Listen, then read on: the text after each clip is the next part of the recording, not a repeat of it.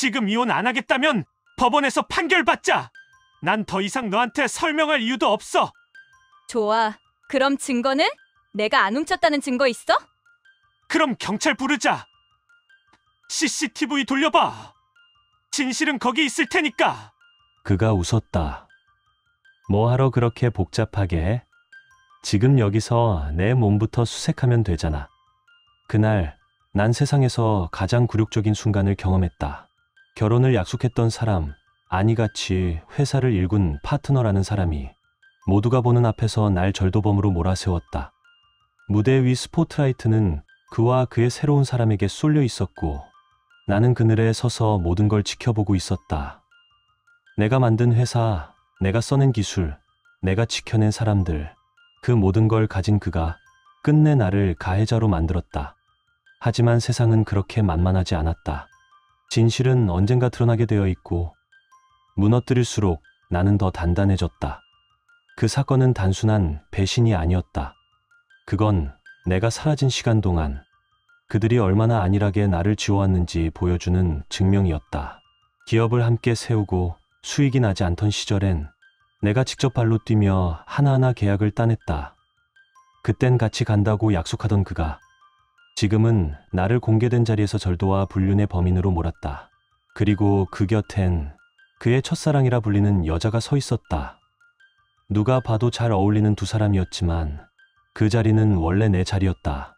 사람들은 박수를 보냈다. 그리고 그들을 축하했다. 그 누구도 내 존재를 의심하지 않았다. 그저 없었던 사람처럼 취급했다. 이건 단순한 이별 이야기가 아니다. 이건 모든 걸 걸고 싸운 복수극이다. 나는 사라지지 않았다. 그저 기다렸을 뿐이다. 그들이 모두 자멸하도록. 결말은 여러분의 예상을 완전히 뒤엎을지도 모릅니다. 여러분의 생각은 어떠셨나요? 댓글로 꼭 남겨주세요. 구독과 좋아요도 잊지 마시고 방탐정의 이중 파일과 함께 더 놀랍고 흥미로운 이야기 속으로 떠나봐요.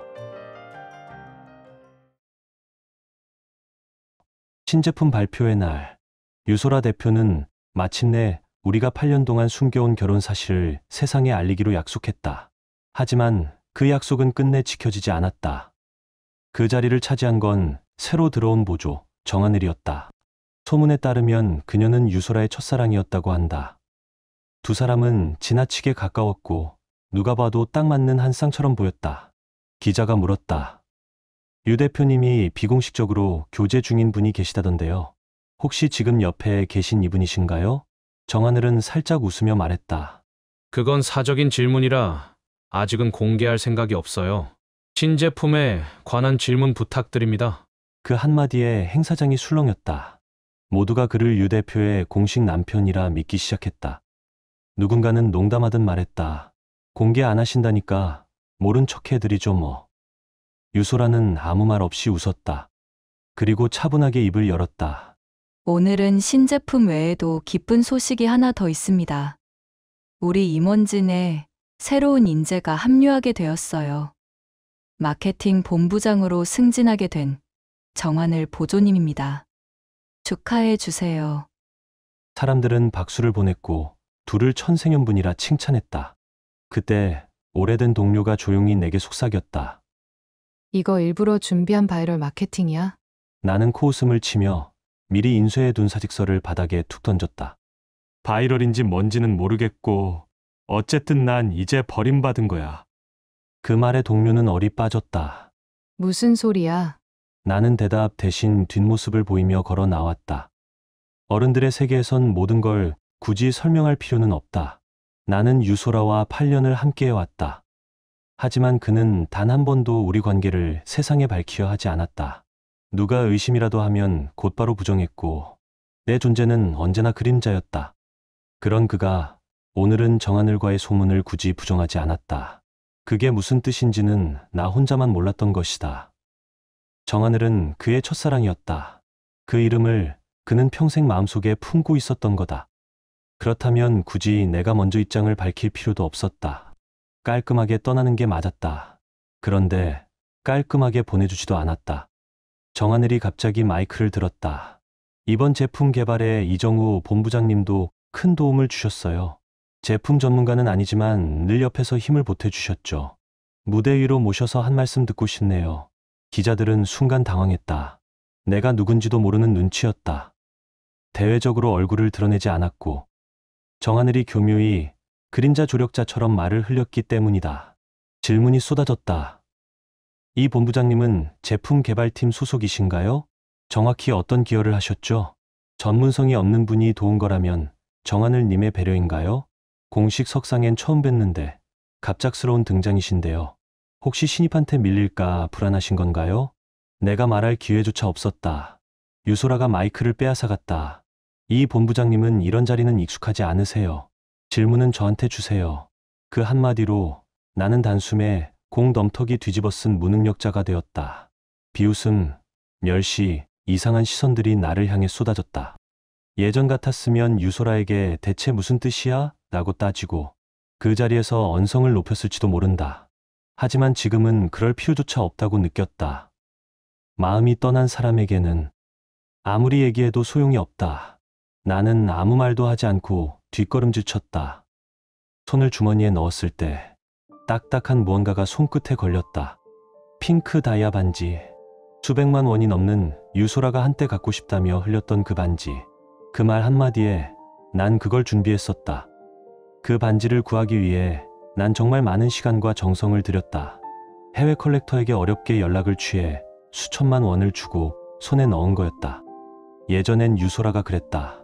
지금은 회사도 자리 못 잡았는데 결혼을 공개할 수는 없어. 기반이 없는데 어떻게 가정을 책임져? 나는 그의 말에 동의하며 기다렸다.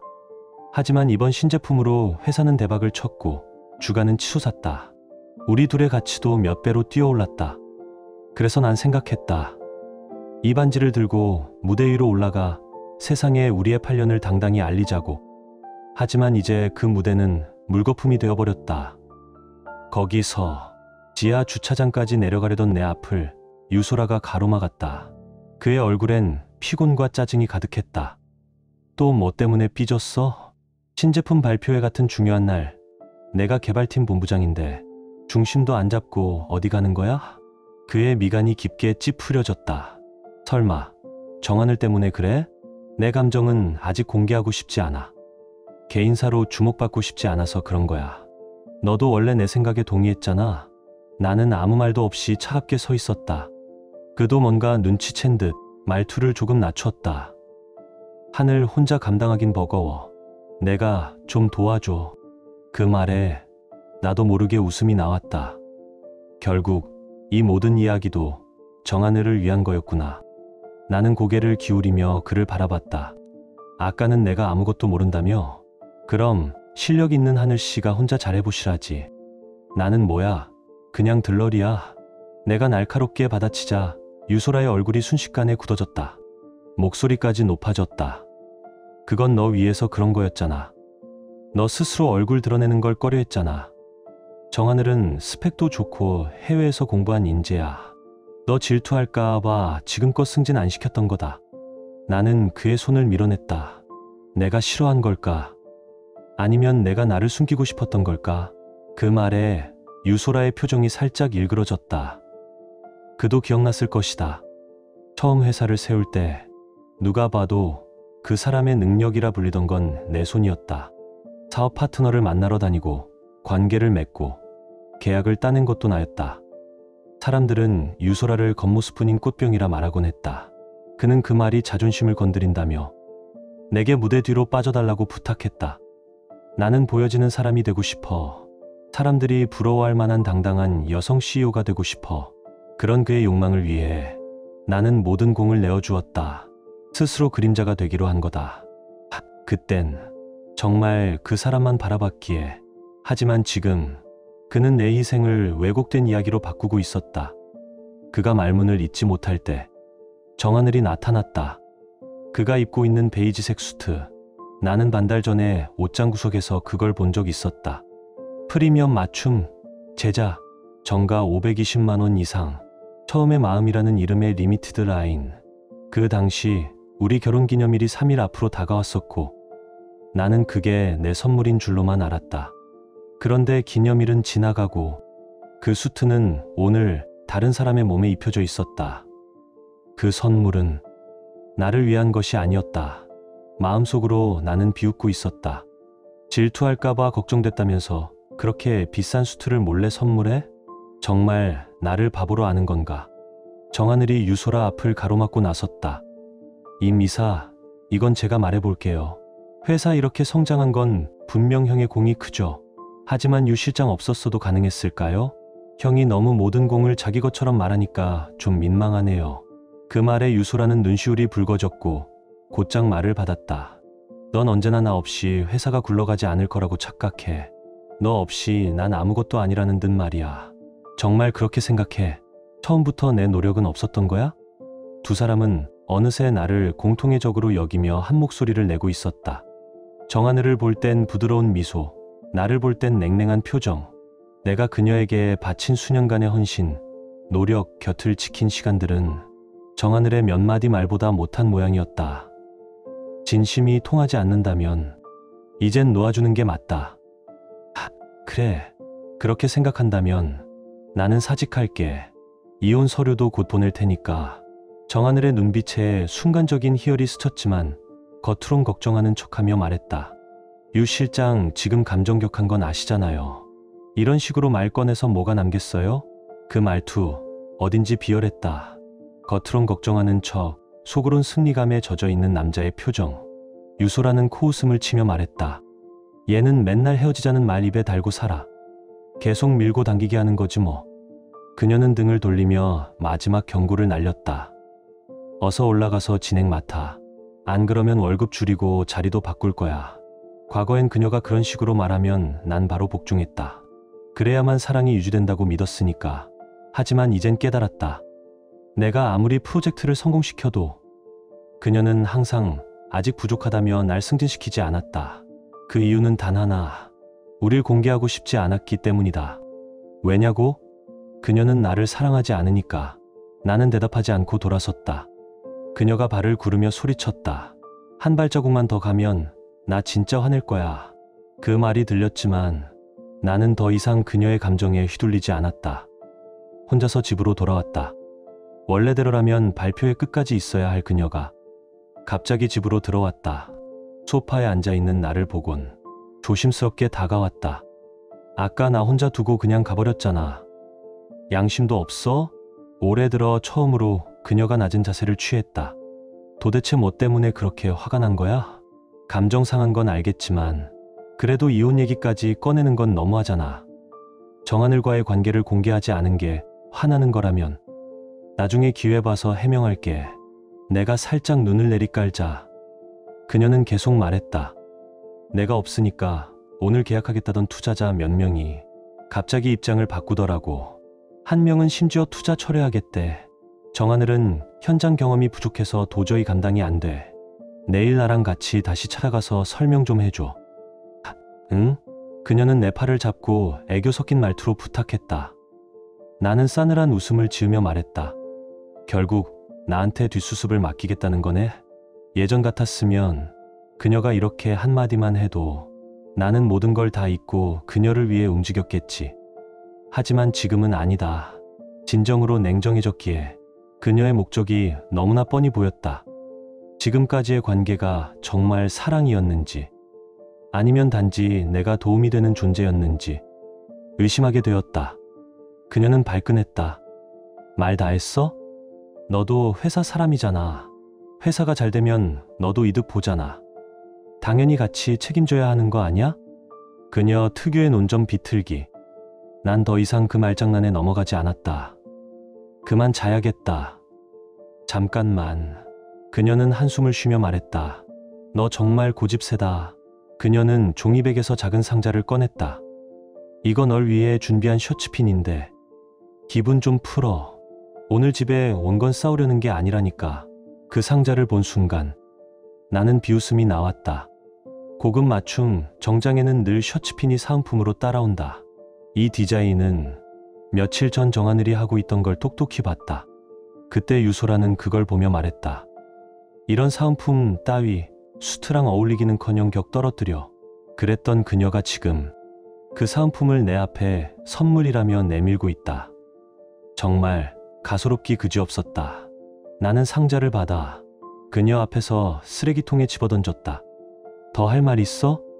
난 자러 갈게. 유소라의 얼굴이 단번에 굳어졌다.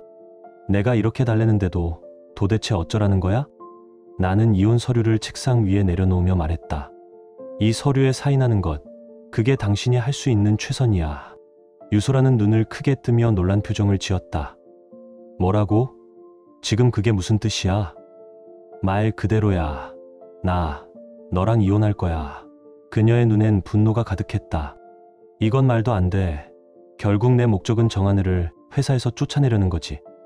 나는 무표정하게 대답했다. 아니, 오히려 반대야. 나는 그녀를 자르지 않을 거고 오히려 승진시켜줄 거야. 너보다 더 높게 올라가게 말이야. 나는 냉소적으로 박수를 쳤다.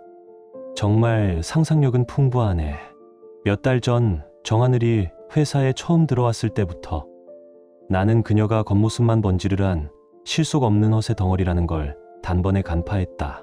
그래서 유소라에게 당장 내보내야 한다고 강하게 말한 적도 있다. 하지만 유소라는 그녀를 감쌌다. 사회 초년생은 다 그래. 나도 처음엔 그랬어. 그 아이를 보면 옛날에 내가 생각나. 나는 알고 있었다. 정하늘은 유소라의 첫사랑이었다. 괜히 감정 상하게 하고 싶지 않아서 나는 입을 다물고 그냥 넘겼다. 하지만 정하늘의 실수는 반복됐고 내가 문제를 지적할 때마다 유소라는 오히려 나를 향해 말했다. 괜히 신입 질투해서 못살게 구는 거 아니야?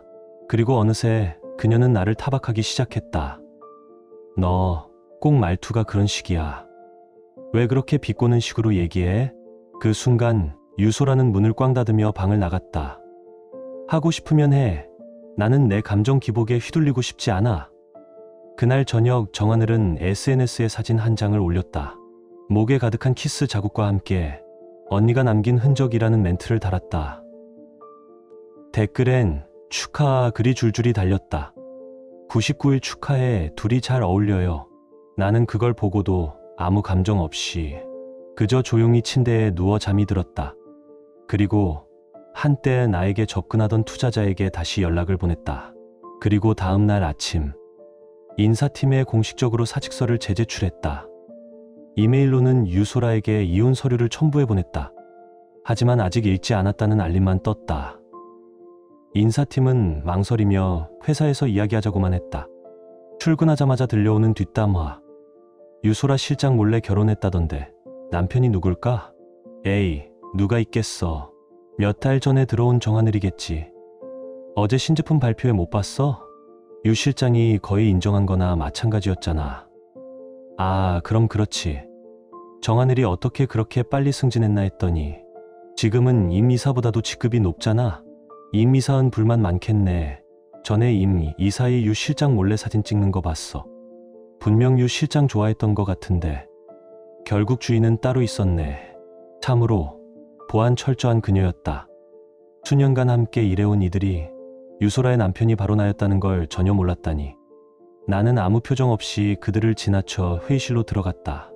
이미 자리를 잡고 앉아있는 유소라와 정하늘. 테이블 위에는 빼곡히 인쇄된 몇 장의 서류가 놓여 있었다. 유소라의 말투는 차가웠다. 승진 하나 안 해줬다고 사직서를 내. 이게 뭐 하는 짓이야? 이 상황에서도 그녀는 내가 단순히 도와줬다고 생각하는 모양이었다. 정하늘은 일부러 중재자 코스프레를 하며 말했다. 형, 너무 화내지 마요. 제가 지금은 부사장이지만 경험은 형만 못하잖아요. 앞으로도 많은 조언 부탁드릴게요. 유소라는 서류를 밀어내며 말했다. 이 사직서는 못 본 걸로 할게. 하지만 이번 한 번뿐이야. 이런 장난 다시는 하지 마. 경고 의미로 앞으로 몇 달은 정하늘 보조나 해. 배울 게 아직 많잖아. 지금 진행 중인 프로젝트는 정하늘이 총괄하고 너는 보조. 순간 회의실 안 모두가 얼어붙었다. 나는 이 회사의 공동 창업자이자 가장 오래된 경영진이었다. 그런 나를 입사한 지 얼마 안 된 정하늘의 보조로 정하늘은 겉으로는 당황한 척하면서 말했다. 유 실장, 이건 좀 임 이사의 자존심이 있잖아요. 유소라는 냉소적으로 말했다. 사직서 들이밀며 날 위협했잖아. 안 자른 것만으로도 고마운 줄 알아. 정하늘은 다시 한번 공손한 척 사양했다. 형은 능력자예요. 보조 같은 거 좀 과한 것 같아요. 그들의 쇼를 가만히 지켜보다가 나는 말없이 서류를 다시 꺼내며 말했다. 미안하지만 진심으로 그만둘 생각이야. 사직서, 서명만 해줘. 유소라의 표정이 딱딱하게 굳었다. 진짜 고집불통이네. 회사라는 게 내가 오고 싶을 때 오고 가고 싶을 때 가는 곳인 줄 알아? 이 문서에 사인하는 순간 2번 다시 이 회사 문턱도 못 밟게 할 거야. 그녀의 말엔 위협이 가득했지만 나는 한치의 망설임도 없이 말했다. 알겠어. 그러니까 사인이나 해. 이딴 곳. 다시는 돌아올 생각도 없어. 나는 사직서를 유소라 쪽으로 밀었다. 서명, 빨리 부탁해. 유소라는 이를 꽉 깨물고 말했다. 후회하지 마. 그녀는 펜을 들고 종이를 꾹꾹 찔러가며 서명했다. 너무 세게 눌러서 종이가 찢어졌다. 정하늘은 못 참고 코웃음 쳤다. 어떤 사람은 눈이 너무 좁아서 유 실장 자극만 했잖아요. 나중에 다시 돌아오고 싶어도 그땐 늦을 거예요. 나는 웃음을 지었다. 그렇게 여유 있으면 눈앞의 문제부터 해결하는 게 어때? 유소라가 멈칫했다. 무슨 문제? 그때 뛰었다. 인사팀 직원이 황급히 회의실로 뛰어들었다. 큰일 났습니다, 총재님. 투자자들 모두 미팅을 취소했습니다. 그리고 지금 아래층에 있는 협력사 대표가 투자 철회를 선언했습니다. 유소라는 자리에서 벌떡 일어나 외쳤다. 그럴 리가 없어. 말이 채 끝나기도 전에 협력사 대표가 회의실로 들어왔다. 그는 무표정하게 말했다. 왜 그럴 수 없다는 겁니까? 우리는 항상 임 이사님과 직접 연락했는데 아무 통보 없이 담당자를 교체하다니. 우리 같은 파트너를 뭘로 보시는 겁니까? 정하늘이 웃으며 나섰다. 절차나 내용은 다 동일합니다. 단지 담당자만 바뀐 거예요. 죄송합니다. 곧 공지하려 했습니다. 유소라도 따라 웃으며 달랬다. 네, 정말 죄송해요. 이번 일은 협력에 아무 영향도 없어요. 일단 같이 식사하시죠. 천천히 얘기해요. 하지만 대표는 2사람을 무시하고 곧장 나에게 다가와 손을 내밀었다. 안녕하세요. 호신그룹의 대표입니다. 그냥 소 대표라고 불러주세요. 저희 장 회장님은 이임 이사님 때문에 투자한 겁니다. 그런데 사직한다는 얘기를 듣고 너무 놀랐습니다. 정하늘의 얼굴이 순식간에 굳었다. 유소라는 나를 노려보았다. 의심, 불신, 불안이 가득했다. 정하늘이 황급히 나섰다. 대표님, 우리 이미 계약까지 다 했습니다. 다시 생각해 보시는 게 생각할 것도 없습니다. 대표가 단호하게 말했다. 사실 귀사는 우리 기준에 못 미칩니다. 처음부터 협력하기로 한 이유는 오직 이임 이사님 때문이었어요. 담당자 교체는 파트너를 무시한 처사입니다. 그는 나를 바라보며 덧붙였다. 혹시 시간 괜찮으시면 장 회장님이 직접 뵙고 싶다고 하십니다. 지금은 곤란하네요. 다음에 연락드리겠습니다. 대표는 아쉬워하며 그럼 제 연락처라도 꼭 받아주세요. 그는 내 번호를 받아가고 자신의 명함을 건넨 뒤 회의실을 나섰다. 정하늘은 씁쓸하게 말했다. 형님 정말 대단하시네요. 이런 대형 협력사랑 독자적으로 연결돼 있으면서 입도 뻥끗 안 하시다니. 알았으면 저 대신 형님이 계속 맡았을 텐데요. 유소라는 그의 말에 얼굴이 굳어졌다. 너 일부러 그런 거지? 그러니까 갑자기 사직 운운하고 나한테 충격 주려는 거지. 날 무릎 꿇게 만들고 싶어서 그렇지? 그래 봐야지. 내가 다시 널 받아줄 줄 알아? 절대 그럴 일 없을 거야. 그녀는 책상을 두드리며 소리쳤다. 협력 몇 개 날아간다고 해서 내가 못 버틸 것 같아? 웃기지 마. 나는 조용히 웃으며 말했다. 유 사장님이라면야. 이 정도야 우습겠죠. 그보다 이혼 서류는 왜 아직도 회신이 없나요? 혹시 무슨 고민이라도 있으신가요? 유소라는 찡그리며 물었다. 무슨 이혼 서류? 정하늘은 눈빛이 흔들리며 중얼거렸다.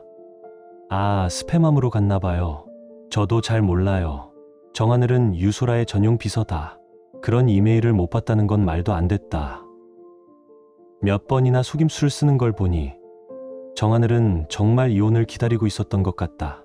하지만 지금 이 상황은 그 기대와 좀 다른 모양이다. 인사팀 직원이 멍하니 2사람을 보았다. 유소라는 이를 악물고 말했다. 너 나가. 직원은 황급히 자리를 떴고 회의실엔 3명만 남았다. 유소라는 바로 폭발했다. 넌 이미 내 계약을 망쳐놓고 이젠 이혼까지 들고 와? 결국 하늘이를 몰아내고 나를 굴복시키려는 거잖아. 내가 몰랐지. 내가 이렇게 교활한 사람인 줄은. 정하늘도 말했다. 형님, 회사가 이제야 자리 잡았는데 이 타이밍에 이혼 소문 나면 기사에 얼마나 이상하게 써대겠어요. 아니면 그는 일부러 말을 끊었다. 유소라는 날카롭게 말했다. 왜 말을 못해? 뭔데? 정하늘은 날 곁눈질하며 말했다. 밖에 여자가 있나 해서요. 나는 눈을 돌려 그에게 째려봤다. 내가 바람을 펴? 유소라는 놀란 눈으로 정하늘을 보았다. 너, 뭐라고? 정하늘은 이를 악물고 외쳤다. 그날 유 실장님을 댁에 데려다주고 돌아가는 길에 임 이사님이 어떤 여자랑 다정하게 있는 걸 봤어요.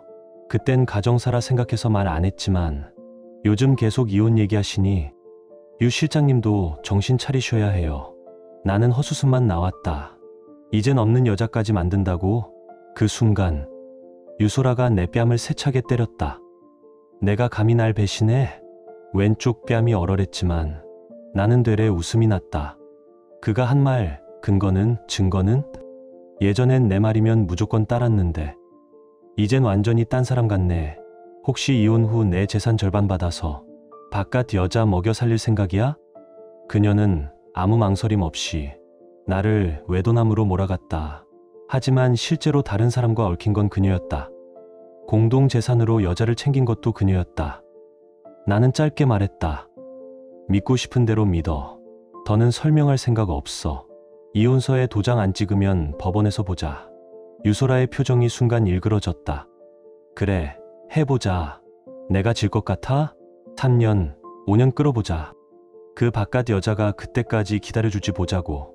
그때 정하늘이 소리쳤다. 유 실장님, 그때 주신 USB 사라졌어요. 그 안에 수십억짜리 기밀 자료 있어요. 경찰 부르셔야 합니다. 유소라는 여유롭게 웃으며 말했다. 경찰은 무슨, 몸수색부터 하지 뭐. 나는 그 자리를 떠나려 했다. 더 엮이기 싫었다.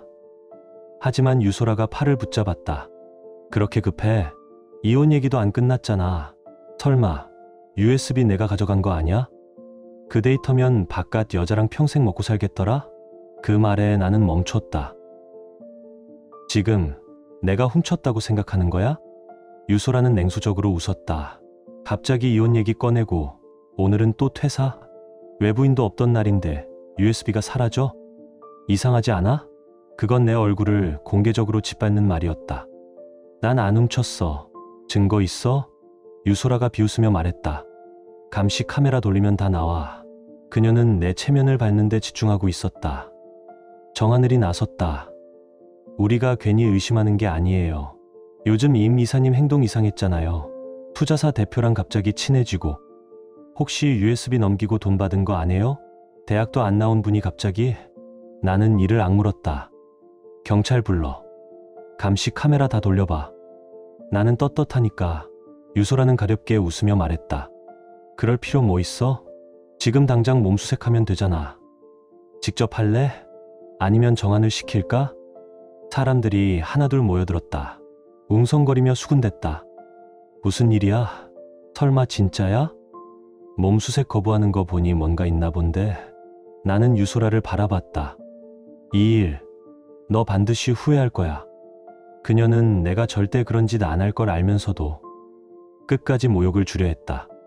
정하늘이 다가왔다. 제가 하죠. 그가 손을 내밀어 내 주머니를 더듬기 시작했다. 그 순간 코끝을 찌르는 진한 향수 냄새.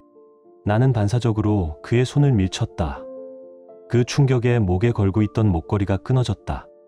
바닥에 떨어진 펜던트 안에는 돌아가신 부모님의 사진이 들어있었다. 그건 부모님이 교통사고로 돌아가신 후 내게 남은 유일한 유품이었다. 나는 급히 손을 뻗었지만 옥 펜던트는 바닥에 부딪히며 산산조각이 났다. 조심스레 조각을 주워들었다. 손이 베었지만 전혀 아프지 않았다. 유소라가 짜증 섞인 목소리로 말했다. 그깟 돌덩이가 뭐라고 그래. 내가 새 걸로 사줄게. 정하늘은 감동한 눈빛으로 그녀를 바라봤다. 나는 그를 향해 주먹을 내리꽂았다. 너 죽고 싶어? 정하늘은 얼굴을 맞고 바닥에 나가 떨어졌다. 근육질 외모와 달리 실전엔 한없이 약했다. 그제서야 유소라의 얼굴이 하얗게 질렸다. 펜던트의 정체를 이제야 떠올린 듯했다.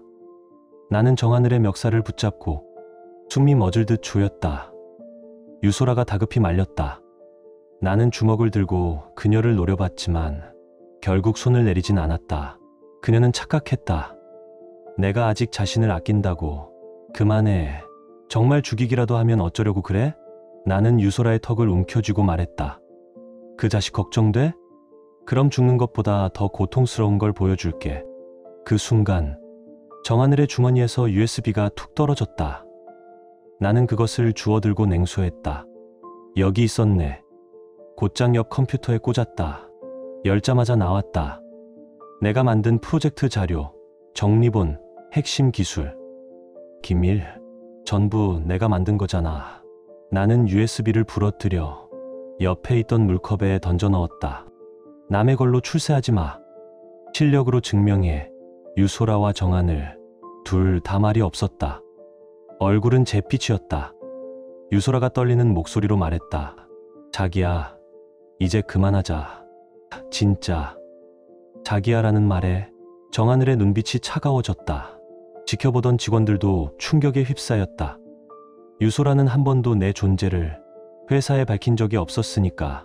나는 비웃으며 말했다. 이제 와서 자기야? 그 말이 내 입에서 나올 자격이라도 있어? 유소라가 억울한 듯 말했다. 그땐 급해서. 우린 부부잖아. 그 정도로 화낼 일은 아니잖아. 그러나 부서진 USB를 본 그녀의 표정은 돌이킬 수 없음을 깨달은 듯 굳어졌다. 결국 숨겨왔던 결혼 사실까지 공개하며 나에게 매달렸다. 유소라는 위기에서 무엇을 버리고 무엇을 지킬지 본능적으로 아는 장사꾼이었다. 하지만 이제 나는 그녀의 말에 흔들릴 바보가 아니었다. 여기까지 된 모든 일들, 정하늘의 짓거리조차도 유소라의 묵인이 있었기에 가능했다.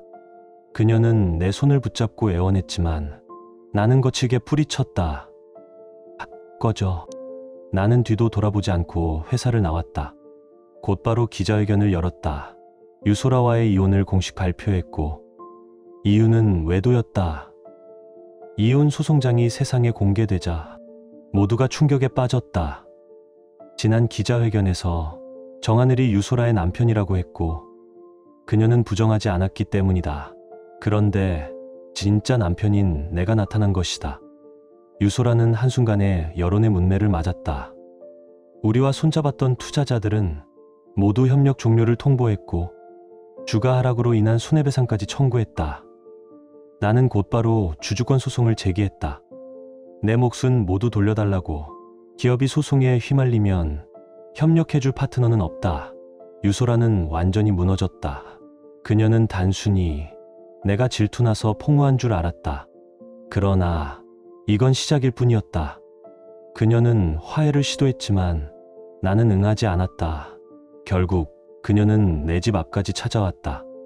그 익숙한 실루엣. 내가 좋아하던 베이지색 원피스를 입고 있었다. 뒤돌아보니 화장은 섬세하지만 피곤한 얼굴. 유소라는 힘없이 말했다. 그만하자, 응? 질투하는 거 다 알아. 정하늘은 이미 팀에서 뺐어. 옥펜던트도 복원 맡길게. 이 정도면 됐잖아, 자기야. 그녀가 내게 안기려 했지만 내 싸늘한 눈빛에 움찔했다. 예전 같았으면 나도 모르게 안아줬겠지만 지금은 그저 냉소만 남았다. 이제 와서 멈추자는 말이 자기 손해를 걱정해서 나온 말이란 걸 나는 알았다. 나는 조용히 그녀의 손을 뿌리쳤다. 내가 잘못을 인정한 거야? 아니면 무너질까봐 겁난 거야? 유소라는 다시 매달렸다. 이혼하고 싶지 않아. 강하게 말한 거 미안해. 우린 함께 회사를 키워왔잖아. 이대로 가면 둘 다 손해야. 하지만 나는 단호했다. 나는 밑바닥부터 다시 시작해도 돼. 넌 회사를 잃으면 아무것도 없지. 그녀는 중심을 잃고 바닥에 쓰러졌다. 무릎이 까지고 피가 맺혔지만 다시 내게 다가오려 했다. 나는 그녀를 외면한 채 문을 닫았다. 가기 전 경비실에 전화를 걸었다. 단지 안에 이상한 여자 한 명 있어요. 베이지 원피스를 입고 사람 붙잡고 울고 있습니다. 처리 부탁드려요. 나는 원래 조용히 끝내려 했다. 하지만 그녀가 끝까지 거부했기에 더러운 방법을 쓸 수밖에 없었다. 최고의 이혼 전문 변호사를 고용했고 2달도 안 돼 이혼은 성사됐다. 억 단위 변호사비 전혀 아깝지 않았다. 이혼 서류를 받자마자 나는 받은 지분을 전량 매도했다. 그렇지 않으면 단 한 푼도 못 받을 테니까. 결과는 명확했다. 유소라는 회사를 잃고 배상금과 채무에 시달리게 되었다. 정한을 슬그머니 빠져나가려 했지만 나는 용서하지 않았다. 그의 학력 위조를 내가 직접 폭로했다. 유학파, 듣도 보도 못한 18등급 기술학교 출신, 마트에서 샴푸 절도, 학교에선 배달 음식 슬쩍, 성매매 혐의로 적발된 전과까지 그런 자를 유소라는 순수한 공부벌레라며 감쌌다니 비웃음만 나왔다. 이제 내가 직접 보복하지 않아도 된다. 진실을 알게 된 유소라가 그를 가만둘 리 없으니까 모든 정리를 마친 후 장 사장이 연락을 해왔다. 오랫동안 기다렸던 사람이었다. 나는 창업을 더 선호했기에 그의 제안을 정중히 거절했다. 하지만 그는 계속 연락을 해왔고 결국 여동생을 소개해주고 싶다며 약속을 잡았다. 몇 번을 미루다 더는 피할 수 없겠다 싶어 약속 장소로 향했는데 식당 근처에서 유소라가 나타났다. 나를 보자마자 눈물을 흘렸다. 마치 이제서야 모든 걸 깨달은 사람처럼 이제 보니까 당신만이 날 속이지 않았어. 미안해. 전부 내가 잘못했어. 그녀는 그대로 주저앉아 흐느꼈다. 마치 내가 무슨 큰 죄라도 지은 사람인 양. 나는 한숨을 내쉬었다. 그리고 마지막으로 그녀를 냉정히 밀어냈다. 비켜. 우린 이미 남남이야. 그날 저녁 나는 기자회견을 열었다. 유소라와의 이혼을 공식 발표했고 이유는 명백했다. 불륜. 이혼 소송장이 공개되자 세상은 경악했다. 얼마 전 신제품 발표회에서 유소라와 정하늘이 부부라 소개됐고 그녀는 아무런 부정을 하지 않았기 때문이다. 그런데 지금 내가 진짜 남편으로 나타난 거다. 한순간에 유소라는 여론의 중심에 섰고 나로 인해 손잡았던 투자자들은 계약을 철회했다. 주가에 끼친 영향으로 막대한 위약금을 청구당했다. 나는 멈추지 않았다. 법원에 지분 소송을 제기했고 내 몫은 하나도 빠짐없이 되찾았다. 지분 다툼에 휘말린 회사를 어느 누구도 상대하지 않았다. 유소라는 완전히 무너졌다. 그녀는 단지 내가 질투해서 토해졌다고 생각했을 것이다. 하지만 이건 단순한 감정풀이가 아니었다. 나는 싸우기로 끝까지 가기로 결심했으니까. 유소라는 화해를 시도했다. 하지만 나는 응답하지 않았다. 결국 그녀는 내 집 앞에 나타났다. 익숙한 베이지색 롱 원피스를 입고 단아한 모습이었지만 피로와 후회의 그림자가 짙게 드리웠다. 그만하자. 응? 당신 화난 거 알아. 정한을 지금이라도 내보낼게. 옥패도 수리 맡길게. 우리 다시 시작하자. 자기야. 그녀는 내게 안기려 했다. 하지만 내 싸늘한 눈빛에 움찔하며 멈췄다. 나는 비웃음을 감추지 않았다. 정하늘과 호텔을 드나들던 그 시간엔 내가 무너지는 건 생각도 안 했겠지. 이제 와서 고작 몇 마디로 끝내자고 말없이 서 있는 나를 보며 그녀는 눈시울을 붉혔다. 내가 잘못했어. 진심이야. 이혼하고 싶지 않아. 그땐 그냥 감정이 격했을 뿐이야. 우리 그만 싸우자. 응? 이 회사 우리가 함께 만든 거잖아. 당신 지분도 있고 계속 이러다간 둘 다 끝이야. 말은 내 걱정을 하는 것처럼 들렸지만 결국 중요한 건 자신의 손해였다. 나는 그녀의 손을 거칠게 뿌리쳤다. 잘못했다? 아니지. 이제 와서 무서운 거겠지. 난 맨바닥부터 다시 시작할 수 있어. 넌 이 회사 없으면 아무것도 아니잖아. 유소라는 필사적으로 내 팔을 붙잡았다. 정하늘이랑 진짜 아무 사이도 아니야. 그냥 예전에 우리가 처음 만났을 때 같아서 그런 착각이었어. 지금은 차실로 보냈어. 됐지. 우리 집에 들어가서 이야기하자. 응? 자기야. 나는 싸늘하게 잘라 말했다. 넘어질 거면 멀리 가서 넘어져. 내 앞에서 지저분하게 굴지 마. 그녀는 힘이 풀린 듯 바닥에 주저앉았고 무릎에 피가 맺혔지만 여전히 내 바짓단을 붙잡으려 했다. 나는 냉정하게 문을 닫고 나왔다. 그리고 경비실에 전화를 걸었다. 단지 내에 이상 행동하는 여자가 있습니다. 베이지 원피스 입었고 울면서 사람을 붙잡아요. 처리 부탁드립니다. 나는 조용하고 깔끔한 이혼을 원했다. 그녀가 거부했기에 시끄럽게 끝내줄 뿐이다. 지금 당신의 마음은 어떤가요? 이야기를 읽으며 떠오른 감정이나 생각이 있다면 댓글로 나눠주세요. 당신의 진심 어린 한마디가 누군가에겐 큰 위로가 될 수 있습니다. 이 짧은 이야기 속에 작은 온기나 잊고 지낸 감정 하나라도 담겨 있었다면 그것만으로 이 이야기는 충분히 의미 있는 시간이었을 거예요. 좋아요와 구독 그리고 공유는 이런 따뜻한 이야기가 더 많은 사람의 하루에 조용히 스며들 수 있는 힘이 됩니다. 함께 해주셔서 고맙습니다. 당신의 하루에도 조용한 평안과 따뜻한 사람이 함께하길 진심으로 바랍니다.